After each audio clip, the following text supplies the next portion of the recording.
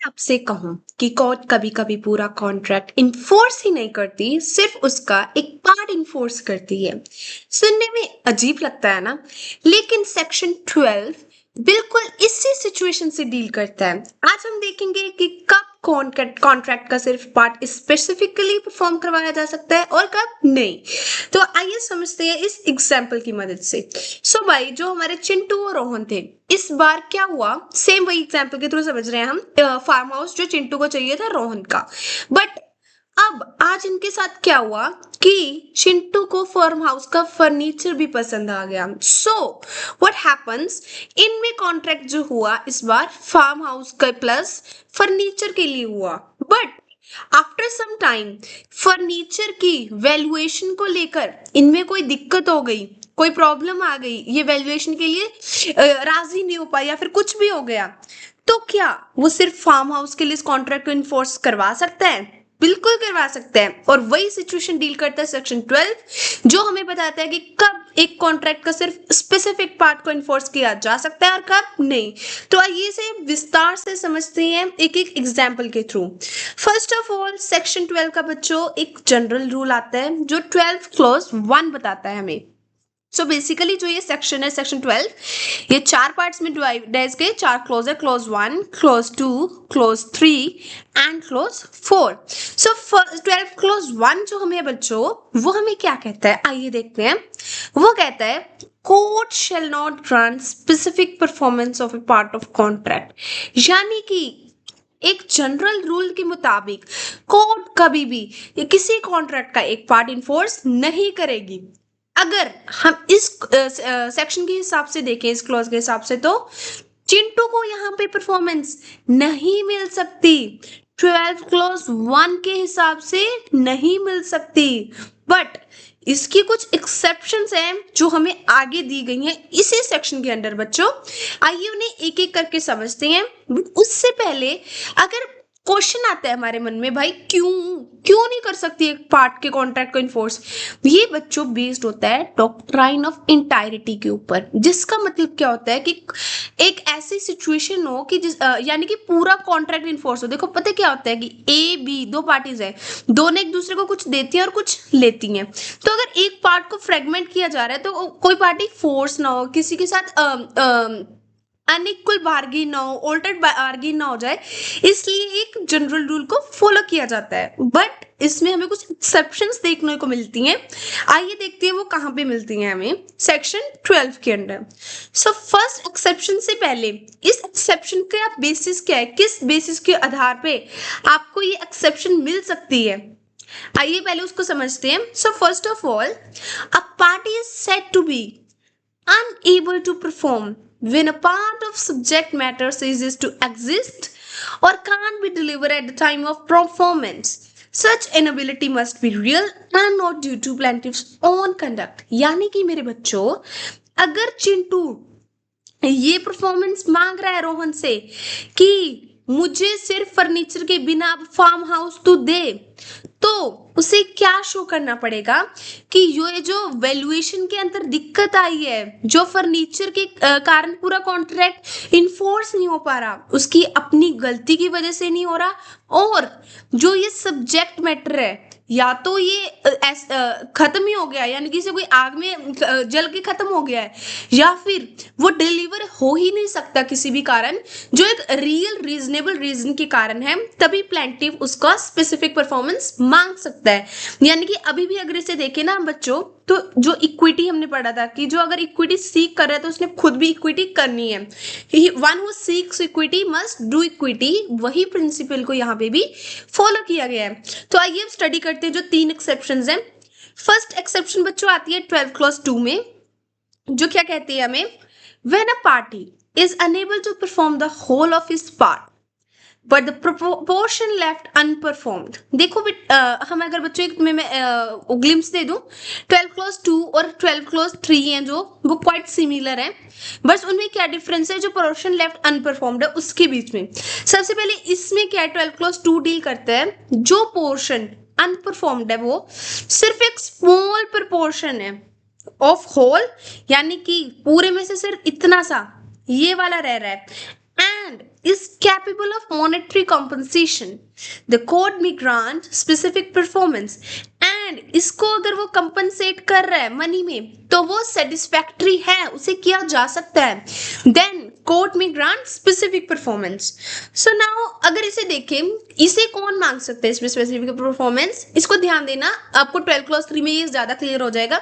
इसमें कोई भी पार्टी मांग सकती है, plaintiff भी, defendant भी.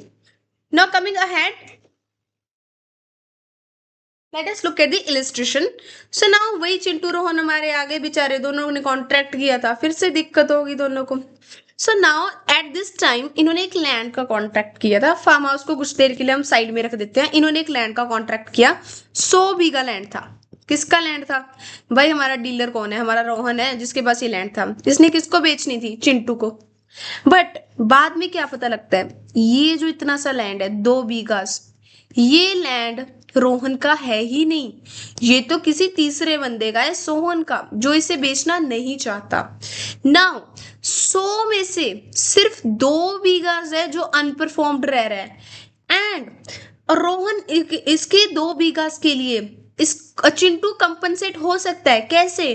वो सिर्फ 98 बीघा की ही कंसंट्रेशन देगा, या फिर अगर उसने 100 बीघे की दे दी है तो 2 बीघा की उसे वापस मिल जाएगी. कंपनसेट भी हो सकता है वो, और जो पार्ट रह रहा है वो बिल्कुल छोटा सा रह रहा है. इस केस में चाहे रोहन कहे कोर्ट को जाकर कि भाई इसे परफॉर्म करवाओ, चाहे चिंटू कहे जाकर कि इसे परफॉर्म करवाओ, वो कोर्ट ग्रांट कर सकती है दोनों केसेस में. अब आगे देखते हैं इसका सेपरेट पोजीशन जो हमारे पास आती है 12 clause 3 के under. So now as per section 12 clause 3, when a party is unable to perform the whole of his part and portion left unperformed forms a substantial part of the whole, यानी कि उसमें क्या था, एक छोटा सा part, इसमें क्या है, एक सब्सटेंशियल पार्ट, आधे से भी ज्यादा मान लो, इतना पार्ट रह रहा है परफॉर्म होने से. The law adopts an approach depending upon whether such deficiency admits of compensation or not. So now इस केस में बच्चों क्या हो जाएगा, कोर्ट जो पोजीशन अप्रोच को अडॉप्ट करेगी वो डिपेंड करता है कि जो ये पार्ट है जो अनपरफॉर्म्ड है, क्या वो कंपनसेशन से ट्रीट किया जा सकता है या फिर नहीं किया जा सकता. सो इसके ऊपर क्या आ जाएंगी, 2 पोजीशन आ जाएंगी जो 12 clause 3 के आगे clause A and clause B हमें बताएंगे. बट उससे पहले इस क्लोज के, इस सेक्शन के अंदर कौन मांग सकता है?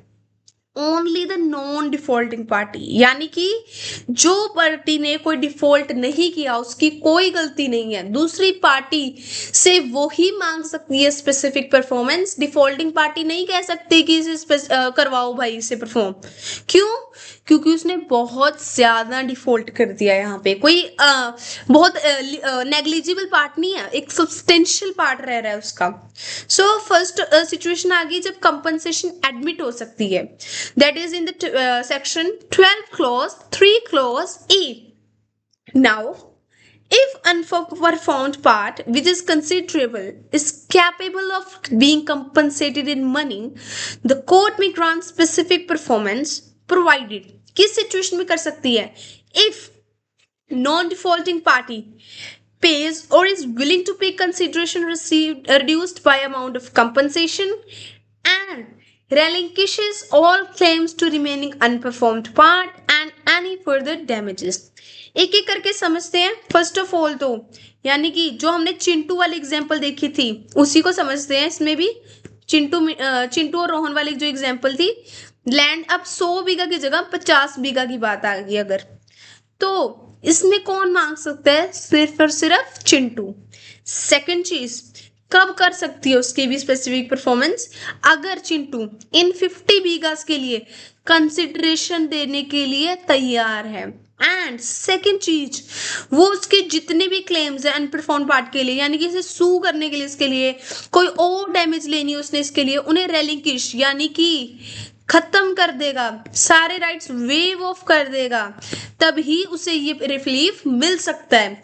सो आई होप आपको क्लियर हो गया होगा। अगर कंपनसेट किया जा सकता है तो अगर कंसिडरेशन दे दी उसने, जितनी पार्ट की अमाउंट ऑफ कंपनसेशन से रिड्यूस करके, जितनी कंसिडरेशन रिड्यूस करके है वो और रिलिंक्विश करके क्लेम से वो ले सकता है। बट अगर कंपनसेशन भी नहीं दी जा सकती तो देन कोर्ट में grant specific relief only if non-defaulting party pays or willing to pay whole consideration without any abatement and relinquish all claims to remaining part and any compensation। so बच्चों यहाँ पे difference कहाँ पे आया? अगर हम ध्यान से देखें सेकंड पॉइंट तो सेम है, कोई कॉम्पनसेशन डैमेजेस या फिर कोई और रिमेनिंग पार्ट के लिए उसके क्लेम से उन्हें relinquish कर दिया, खत्म कर दिया उसने। क्या कर दिया उसने? खत्म। एंड फर्स्ट थिंग इसमें चेंज क्या आया, उसे कंसिडरेशन पे कितनी करनी पड़ेगी? Whole, whereas over here it was reduced by amount of compensation।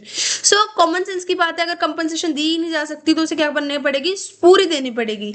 यानी कि बेचारे चिंटू को अगर कॉन्ट्रैक्ट चाहिए ये इन्फोर्स तो उसे 100 बीघास के पैसे ही देने पड़ेंगे। आई होप आपको ये क्लियर हो गया होगा। यहाँ पे मैंने वैसे एक इलस्ट्रेशन के लिए आपको शो किया हुआ है। यहाँ पे अगर कंपनसेशन मिल सकती है और एक सब्सटेंशियल पार्ट है इतना सारा, तो चिंटू कितनी कंसिडरेशन देगा? जितनी कंपनसेशन को रिड्यूस करके है। बट अगर ये भी अवेलेबल नहीं है तो वो कितनी देगा? Whole of it. कितनी? Whole of it. एंड कोई भी उसका जो क्लेम वो कर सकता था वो क्या कर देगा? रेलिंक्विश, और डैमेजेस को भी रेलिंक्विश खत्म करके ही वो मांग सकता है ऐसे। और कौन मांग सकता है? सिर्फ और सिर्फ चिंटू जी मांग सकते हैं, रोहन कुछ नहीं कर सकता। ना आ जाती है हमारी last and but not the least exception जो सेक्शन 12 क्लॉज 4 बताता है। सो ये बेटा इनसे डिफरेंट है हमारे जो हमने अभी तक तो की। इस एक्सेप्शन में क्या होता है? When a part of contract is separate and independent in its nature and is capable of being performed on its own, the court may grant specific performance of that part alone। अब इसके लिए सबसे बेहतरीन example है जो first हमने starting में देखी वही। अब जो ये फर्नीचर है और ये घर है, दोनों इंडिपेंडेंट चीजें हैं। फार्म हाउस और जो हमारा फर्नीचर है एक दूसरे से जुड़े तो हुए नहीं। और अगर मैं कहूँ कोर्ट का है कला फर्नीचर दे दे, फार्म हाउस ना दे, या फिर फार्म हाउस दे दे फर्नीचर ना दे, ये परफॉर्म भी हो सकते हैं। So in these situations when both the parts of the contract are separate and independent the court में grant specific performance. I hope आपको क्लियर हो गया होगा यहाँ तक। देखो बच्चों हमने अभी तक क्या कवर किया? हमने सेकंड चैप्टर है जो हमारा स्पेसिफिक परफॉर्मेंस ऑफ कॉन्ट्रैक्ट का, उसका फर्स्ट पार्ट हमने कवर कर लिया था कल, जिसमें हमने बात की सबसे पहले कि कौन से हमने एक सिस्टमेटिक सीरीज बनाई है इसकी। सबसे पहले बात की कौन से कॉन्ट्रैक्ट को इन्फोर्स किया जा सकता है, सेक्शन 10। देन हमने बात की कुछ जो कॉन्ट्रैक्ट्स को नहीं इन्फोर्स किया जा सकता, जो 11, 14, 16 और 20 सेक्शंस बताते हैं। देन हमने पढ़ा डिफेंडेंट को कौन से मिल सकते हैं अगर उसने स्पेसिफिक परफॉर्मेंस से बचना है। ये एक पार्ट में कवर किया हमने। आज सेकंड पार्ट में हमने सबसे इंपॉर्टेंट पार्ट कवर किया जो सेक्शन 12 था, जो जिसपे एक स्पेसिफिक क्वेश्चन आपको आना बहुत ज्यादा रेलिवेंट है। ये बहुत ज्यादा रिकरिंग क्वेश्चन है जो एग्जाम्स में आपको दिखेगा सेक्शन 12 के ऊपर। अब नेक्स्ट वीडियो में do not forget to watch it guys, it is going to be on the last part section 13 to 25 जो काफी scattered से sections है जिन्हें याद करना difficult लगता है सबको ज्यादातर। उन्हें मैंने ऐसे ही एक सीरीज में बनाया है जिससे आप एक बार अगर आपने वो वीडियो देख ली तो आप कभी नहीं भूलेंगे। so do not forget to subscribe log or daisy for such videos। that's all for today, thank you so much।